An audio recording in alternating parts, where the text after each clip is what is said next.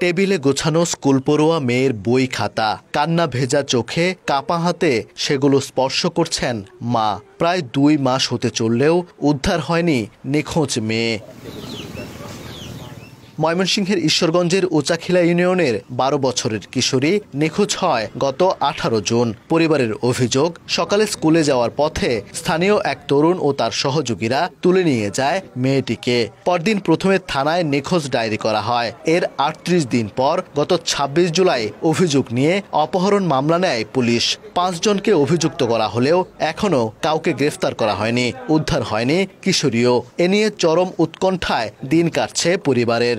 রাস্তার দিকে তুলে নিয়ে গেছে আমার মেয়ে স্কুল যাওয়ার পথে।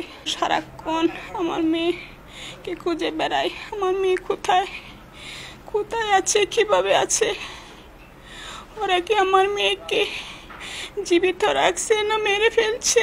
12 বছর বয়স ছোট মেয়ে আমার অপহরণ করে নিয়ে গেছে, কিন্তু আমি বারবার তাকে দেওয়ার পরে আমি থানা থেকে কোনো ধরনের রেসপন্স পাইনি।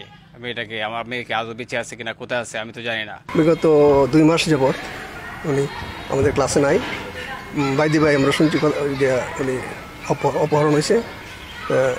আমরা এই ব্যাপারে আমরা খুবই মর্মাহত এবং পরিবারও মর্মাহত।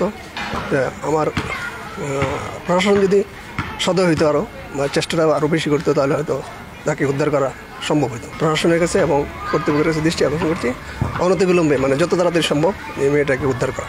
পুলিশের দাবি, মোবাইল ডিভাইস ব্যবহার না করায় ভুক্তভোগী কিশোরকে উদ্ধার ও অভিযুক্তকে আটক করা যাচ্ছে না। তবে উদ্ধারের চেষ্টা চলছে।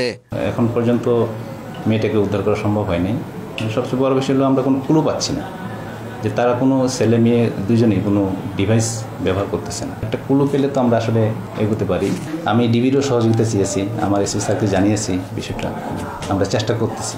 এদিকে অপহরণের প্রায় 2 মাস হতে চললেও কিশোরী উদ্ধার না হওয়ায় আইন শৃঙ্খলা বাহিনীর অবহেলাকে দুষছেন আইনজীবীরা।